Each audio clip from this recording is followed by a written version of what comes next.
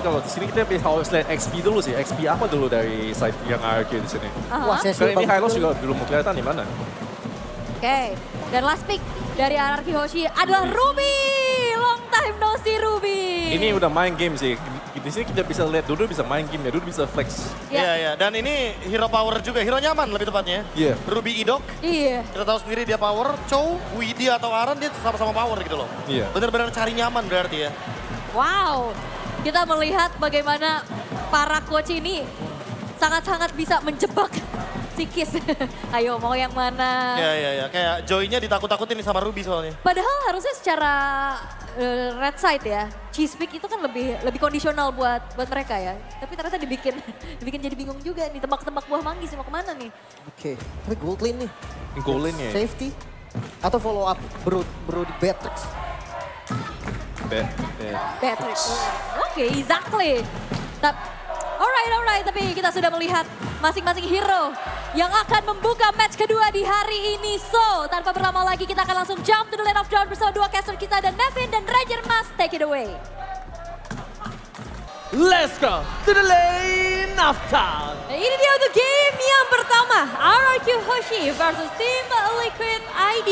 Permainan yang bakal cukup agresif, ngelihat hero-hero yang dibawakan. Dua assassin akan bertemu kali ini antara adanya Choi, tapi ada Vani dari Susujin yang akan kembali lagi ke dalam lane of dawn. Dan ini harus dikhawatirkan karena secara early game mereka bakal cukup nyaman dengan adanya Vani. Tapi di late game mereka juga masih punya risk dengan Cecilian-nya. Jadi untuk tim Liquid ID dengan drafting agresif yang bisa dibilang mereka bawakan. Draftingnya sangat ofensif dengan badan yang sangat terbatas. Tim Liquid ID punya tanggung jawab yang lebih serius. The Widdy sudah mulai mengganggu dari awal. Oh, flicker trigger. Oh, ini bukan hal yang baik untuk flicker trigger di early game. Yep. Tapi meanwhile dari bottom lane, Aran one by one situation dengan sosok seorang Dairen. Tapi Susujin mencoba untuk melakukan sedikit steal jungle yang gagal dapatkan karena GS kill. Matanya tertuju pada sosok Susujin, tapi sosok dari seorang Fabian harus terkena first blood. Ini bukan hal yang baik sih sejujurnya. Iya, sangat tidak baik ya bisa dibilang ketika Fabian harus tumbang. Tapi RRQ Hoshi, mereka menjalankan satu buah early game. Sejauh ini 1 menit mereka berjalan dengan sangat menguntungkan. Dan mungkin tadi coba kita lihat sedikit ya dari arah Emblem 4 Tenacity yang dibawakan. Mereka ingin lebih sustain dari setiap team fight-nya. Ya, tidak hanya menggunakan seorang Dairen, tapi Aaron Shiki hampir saja terpick off. Oh, tapi nampaknya kalau ngomongin dari Iron Shiki memang di early game seperti ini dia akan cukup struggle banget. Meanwhile kalau kita ngomong melihat dari kondisi sosok seorang Fabian yang udah terkena first blood, harusnya ini menjadi keuntungan untuk para pasukan dari RRQ Hoshi. Tapi dari di atas kertas, Fanny untuk mendapatkan turtle yang pertama itu agak cukup sulit. Tapi mampukah para pasukan dari tim RRQ Hoshi akan memanfaatkannya? Tapi lihat tidak pasangan dari Fabian, terperangkap tidak pasangan dengan charge pad dari Ranger menjadi shot point. Dan itu dia, seperti praduga yang udah saya lihat di atas kertas. Ngomongin karena turtle pertama di tangan dari sosok seorang tim yang menggunakan Fanny, itu akan sangat cukup solid. Iya, tapi tetap gak bisa tenang ya untuk saat ini karena gangguan dari Widdy akan terus-menerus berlangsung di sekitar area jungle sebagai Chow yang begitu agresif. Dan Fabian yang udah mulai mengejar ketertinggalannya, bahkan sekarang level Fabian lebih tinggi.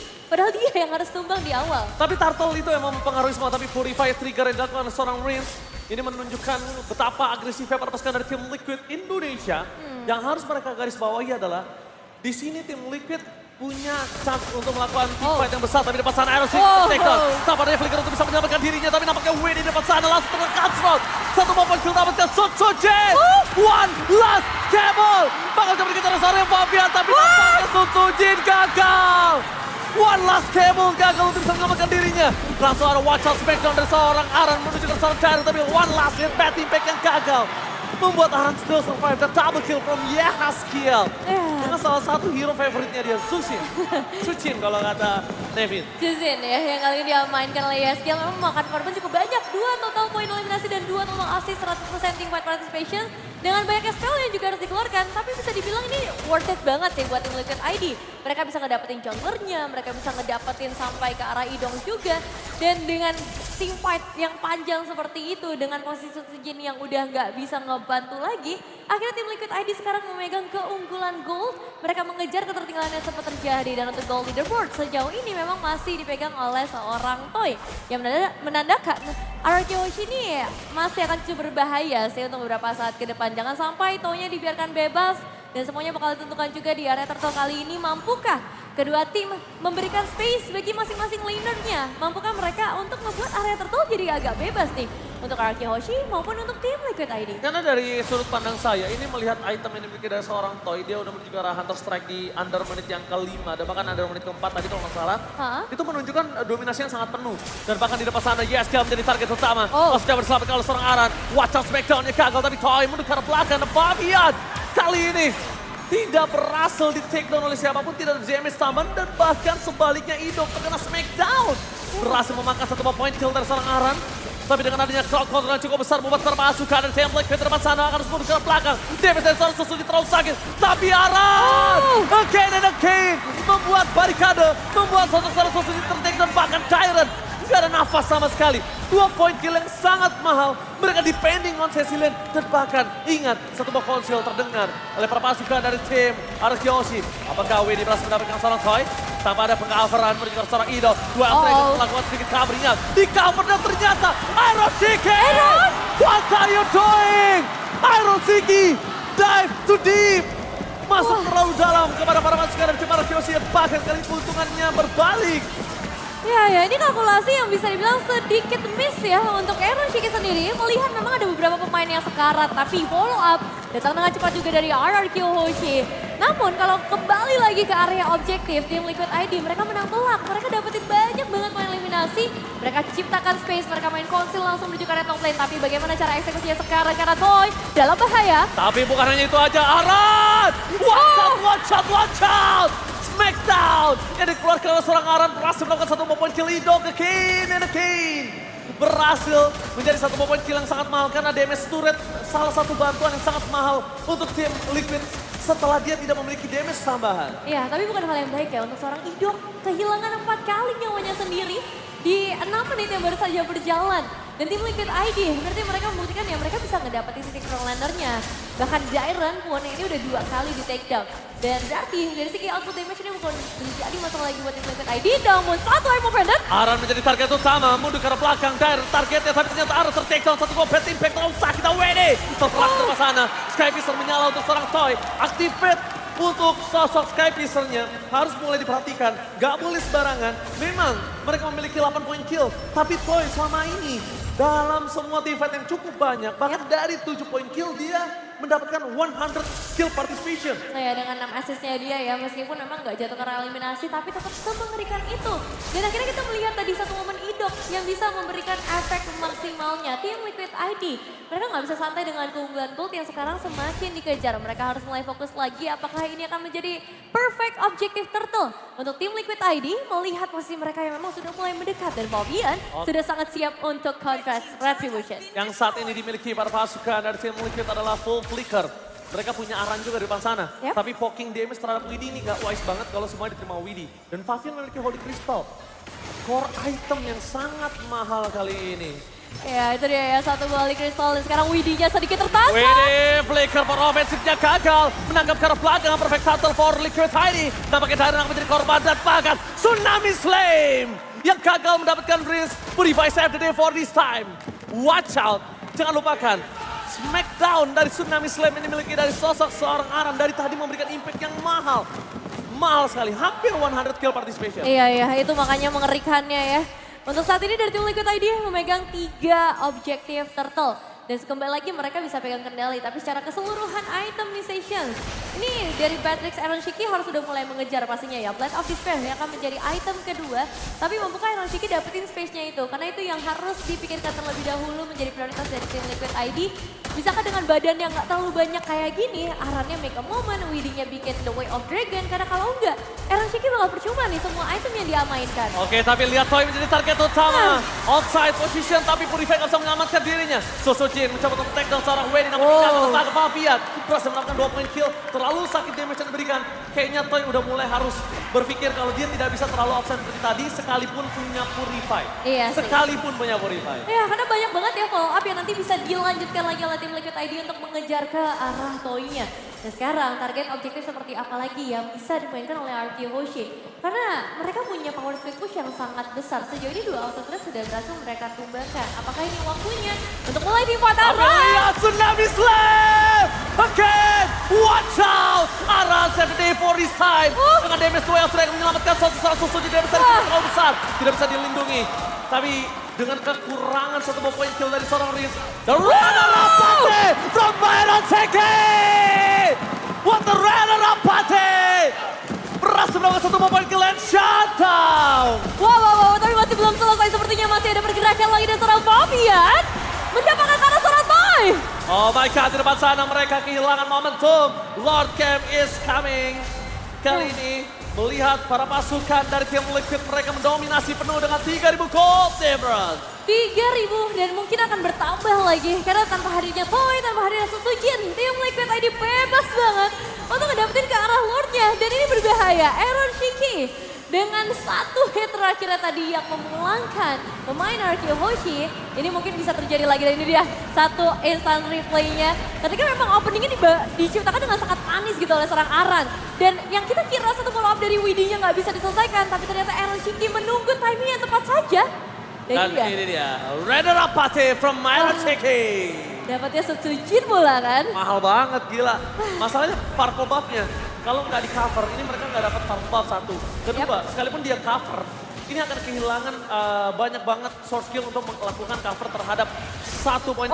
Lihat Tsunami Slam, mencegah seorang Idok, dia terlalu besar, tidak bisa dilindungi. Dan bahkan Purify Save the Day untuk seorang Reigns. Mundur ke arah belakang membuat para pasukan dari tim Liquid mendapatkan informasi tidak ada Purify untuk seorang Orange ya. Iya, tapi tidak ada The Way of Dragon juga yang membuat Widi harus mundur terlebih dahulu. At least mungkin ada passive turret yang bisa menjadi milik dari tim Liquid ID untuk satu Lord di awal. Itu tetap akan menjadi hal yang sangat menguntungkan. Dan RRQ Hoshi, mereka harus mulai berhati-hati buat sekarang. Jairen di area terdepan harus ada follow up damage yang cukup. Toy harus mendapatkan posisinya dari Sujin. Mungkin yang bisa dilakukan sekarang adalah hanya Tsunami Slam!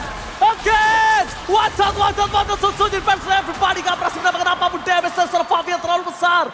Lihat, satu sosok Aran berhasil mengubah segala gameplay dari tim Aran Kiyoshi. Ya. Tsunami Slam from Aran. Ngeri banget sih ini untuk permainan dari Kaleanya ya. Karena bisa menghentikan banyak banget pergerakan.